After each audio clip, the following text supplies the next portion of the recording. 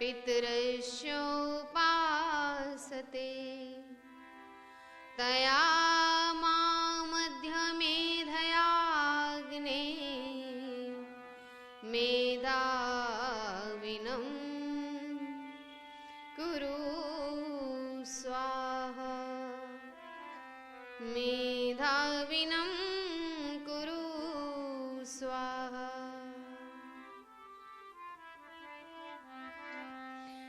प्रभु तेरी शरण में हम सब आए, प्रभु तेरी शरण में हम सब आए, आए जी आए शरण तेरी आए, प्रभु तेरी शरण में हम सब आए।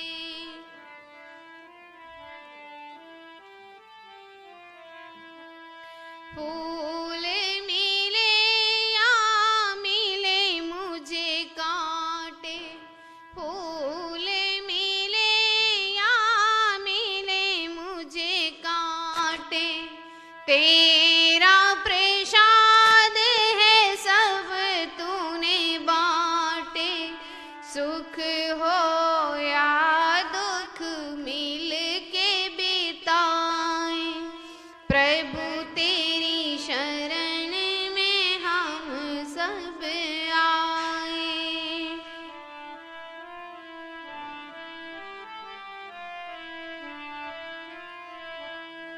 माटी व कंचन सब स्वीकारूं, माटी व कंचन सब स्वीकारूं, मैं बिसराऊं तुझे तू ना बिसराए, मैं बिसराऊं तुझे तू ना बिसराए, तेरे चरणों में रहे प्रीत लगाए, तेरे चरणों में रहे प्रीत लगाए, प्रभु तेरी शरण में हम सब आए।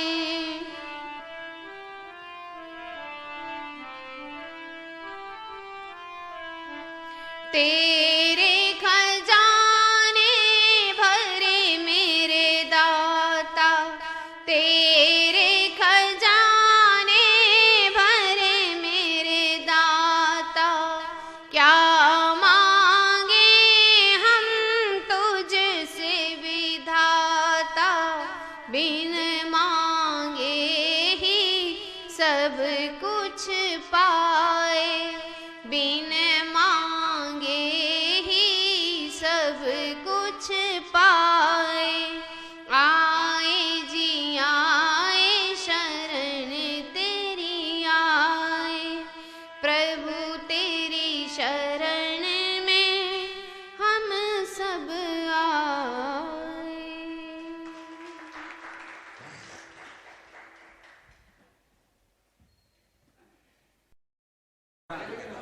हाँ, सब लोग तैयार हो जाएं। हाँ, एक सब मंत्र अपने पास रख लें सब लोग।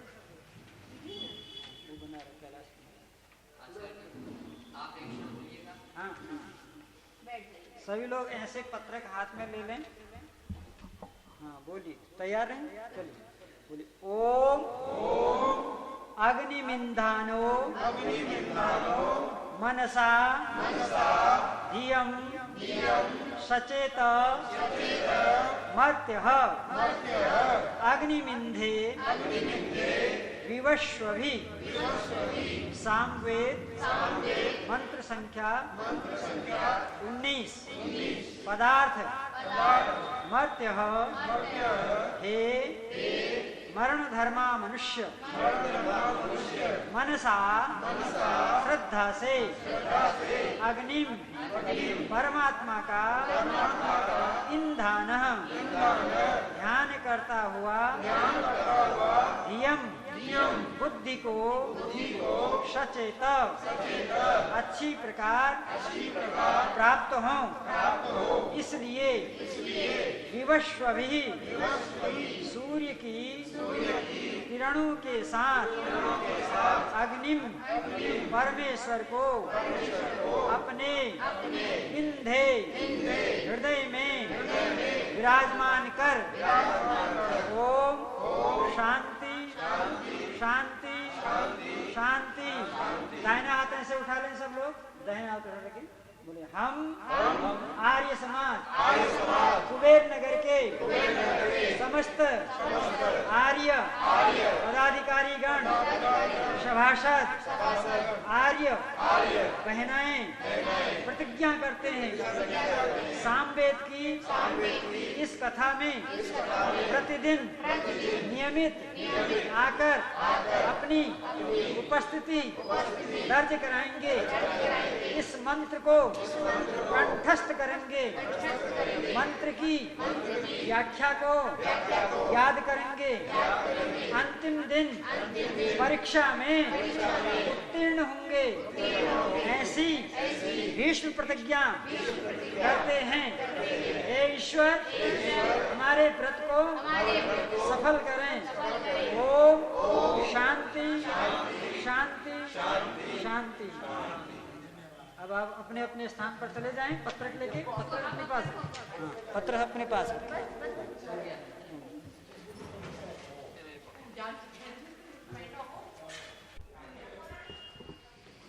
कमर सीधी करके बैठें, मंत्र अपने पास रखना, मेरे साथ उच्चारण करते रहना, मिलाते रहना, जहाँ पर कोई असुविधा हो आपको उसको उसमें देख लीजिएगा सभी लोग श्रद्धा के साथ।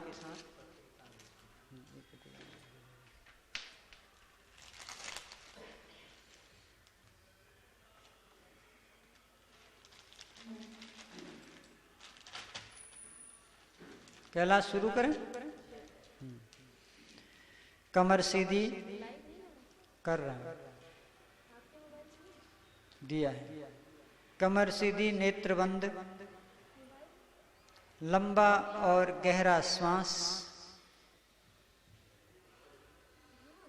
परमात्मा के मुख्य नाम ओम का स्मरण।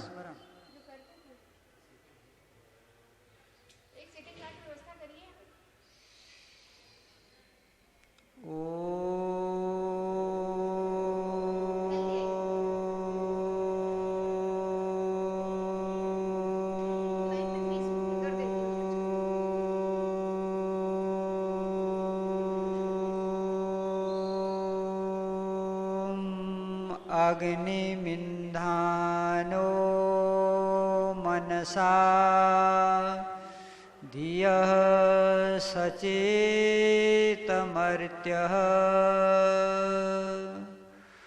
अग्निमिन्धे विवस्वभिः। ॐ शान्तिः शान्तिः शांति।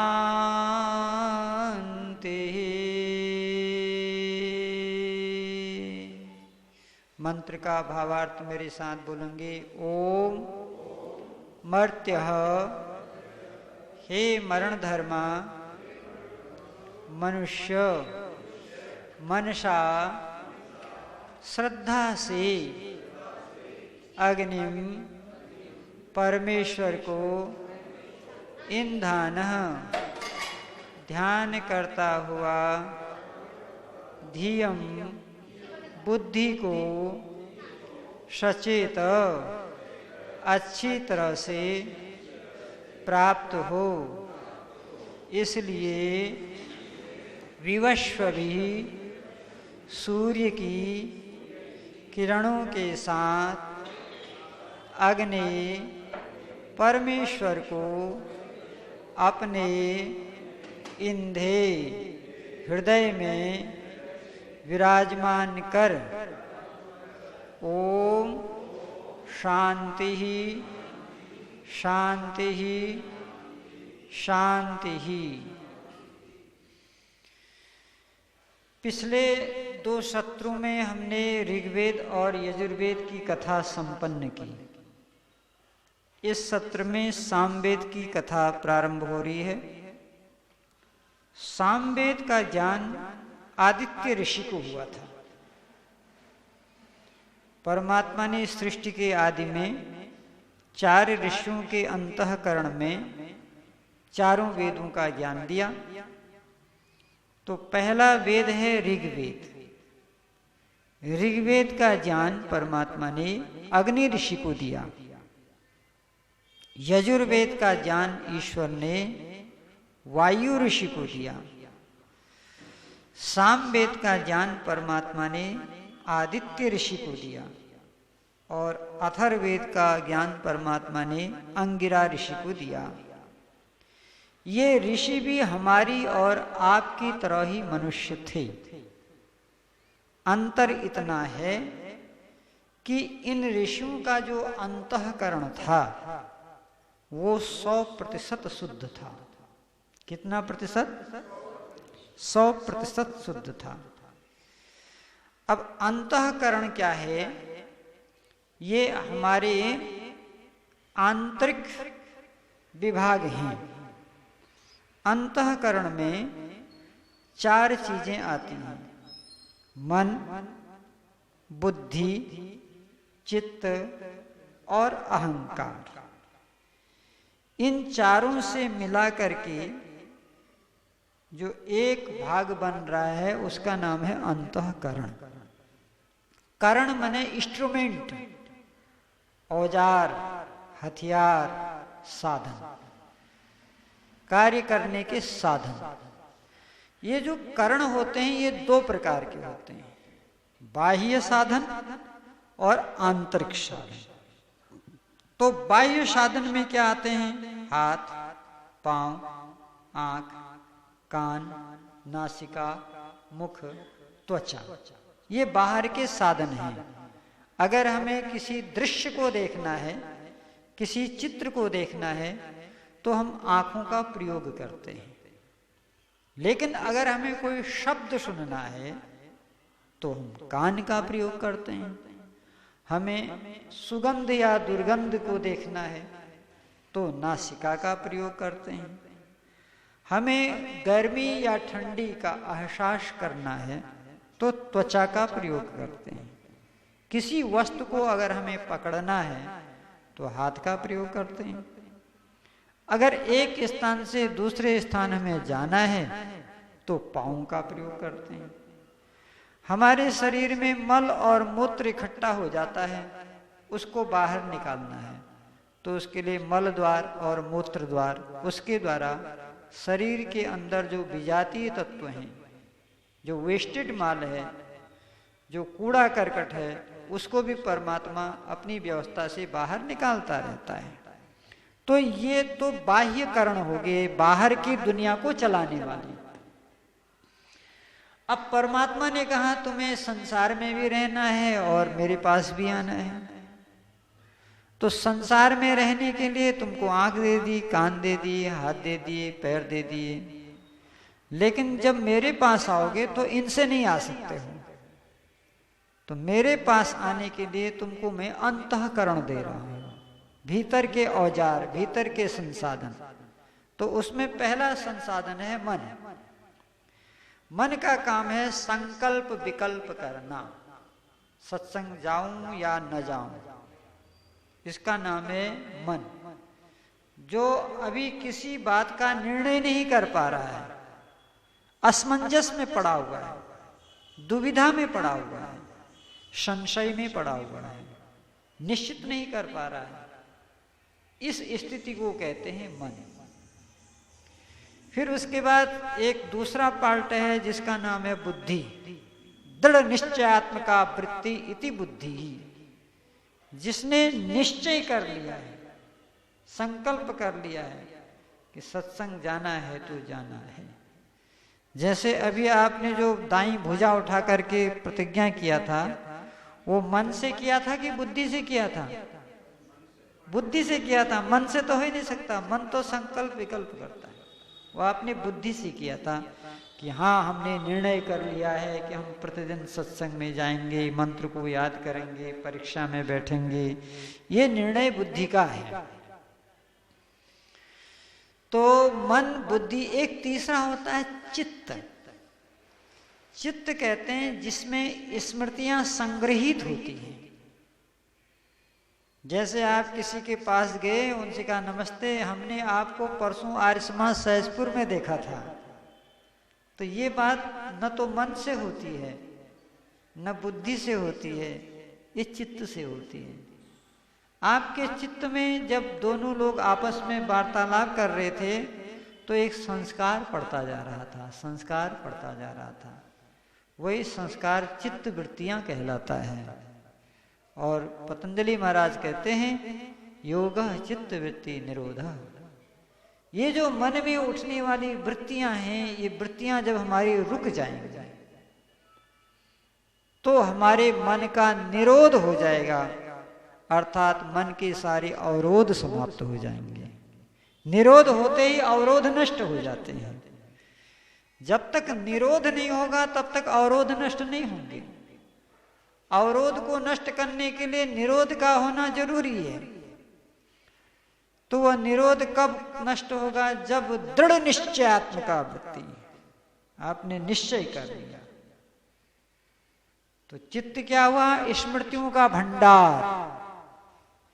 बहुत सारी स्मृतियां आपकी ऐसे ऐसे आती रहती हैं। कभी कभी आपको अपने बचपन के कक्षाओं की याद आने लगती है, बचपन के मित्र याद आने लगते हैं, कोई लंबी यात्रा आपने की थी कभी, वो याद आने लगता है। तो ये काम किसका है? स्मृति का है, जिसे चित्त कहते हैं। तो मन हो गया, बुद्धि हो गया, चित्त हो गया, और एक तीसरा है जिसका नाम है अहंकार। अब ये जो अहंकार है ये गॉड गिफ्ट है, ये परमात्मा का दिया हुआ अहंकार है। ये अहंकार कभी भी हमारी हानि नहीं करता है, परंतु एक अहंकार हम अपनी ओर से खड़ा कर देते हैं। जैसे इस शरीर में रह करके हम कर्म करें, मैंने कर्म किया, ये अहंकार है। लेकिन उसके बाद मैंने ही किया, मैं ही करता धरता हूं, ये जो अपनी ओर से हमने जोड़ दिया है, ये अहंकार हमारे पतन का कारण बनता है। तो जो अहंकार परमात्मा हमको सृष्टि में दे रहा है, किस लिए? कि उस अहंकार से मुझे अपनेपन का अनुभव होता है कि मैं जीवात्मा हूं। अगर वो अहंकार नाम का पदार्थ परमात्मा नहीं बनाता तो मैं कभी ये कल्पना ही नहीं कर सकता कि मैं आत्मा हूं, मुझे अपना पता ही नहीं लगता। जब आदमी कोमा में चला जाता है, वहां अहंकार पदार्थ काम करना बंद कर देता है, तब उसे पता नहीं लगता है कि मैं कहाँ हूं, क्या हूं, मेरे सामने कौन खड़ा है, कुछ पता नहीं लगता है। तो ये जो मेरे द्वारा बनाया गया अहंकार है, ईगो, मेरा घर, मेरा परिवार, मेरी संपत्ति, मैं कभी मरूंगा नहीं, धन संपत्ति मेरे साथ सदा बनी रहेगी, ये जो मैंने संबंध जोड़ दिए अब ये छूटेंगे नहीं, ये अहंकार दुख का कारण बनता है। तो ये जो अंतःकरण है, यह अंतःकरण जिस समय 100% प्योर हो जाता है, शुद्ध हो जाता है, उस समय परमात्मा का ज्ञान जैसे अग्नि ऋषि को हुआ था, जैसे वायु ऋषि को हुआ था, जैसे आदित्य ऋषि को हुआ था, जैसे अंगिरा ऋषि को हुआ था, मुझे भी उसी तरह से प्राप्त हो जाएगा। क्योंकि ईश्वर पक्षपात नहीं करता है, ईश्वर का ज्ञान प्राणी मात्र के लिए है। तो यहां प्राणी मात्र में मानव भी आता है, पशु पक्षी नहीं आते हैं, क्योंकि पशु पक्षियों को ज्ञान की आवश्यकता ही नहीं। जो चीज जिसके काम की नहीं है उसे देके ही क्या किया जाएगा। एक प्लास्टिक की साइकिल एक 10 साल के बच्चे को अच्छी लगेगी, लेकिन एक 80 साल के व्यक्ति को आप प्लास्टिक की साइकिल देंगे तो उसकी किस काम की। तो इसी तरह से ये जितना भी ज्ञान विज्ञान है, वेद शास्त्रों के अंतर्गत, ये मनुष्य के लिए है।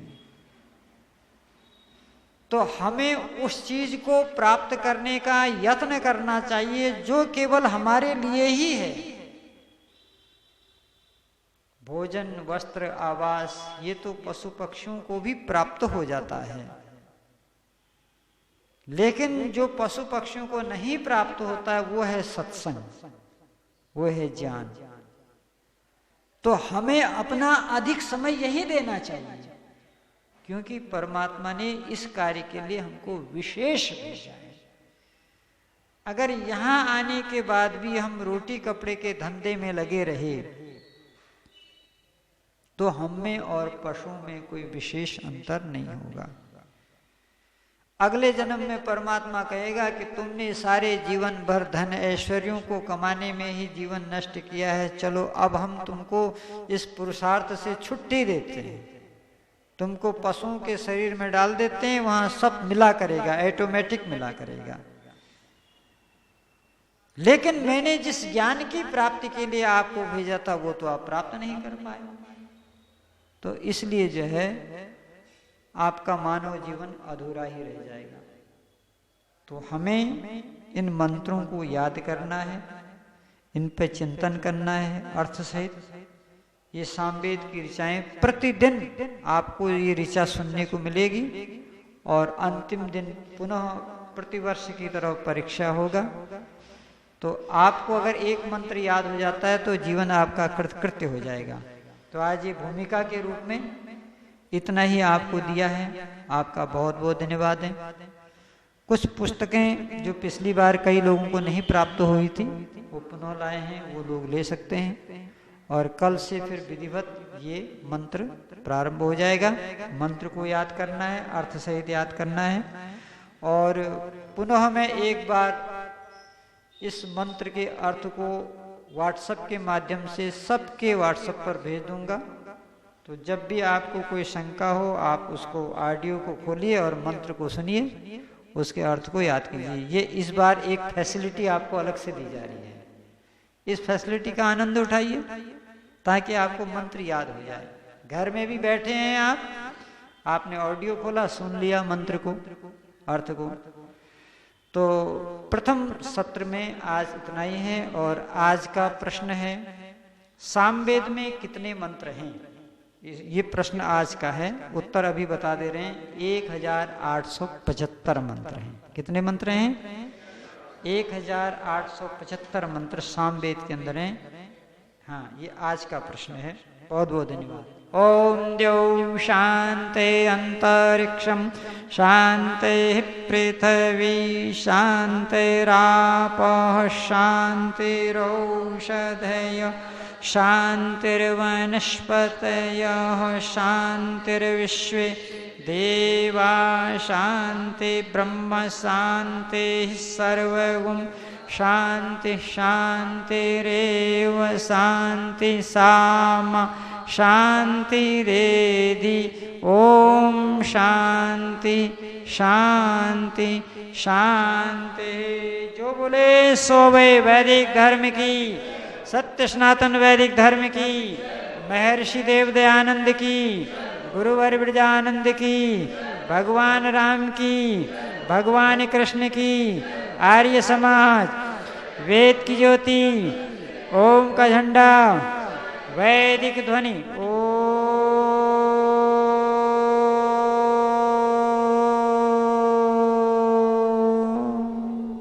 वैदिक अभिवादन सभी को सादर नमस्ते। ये जिनको ये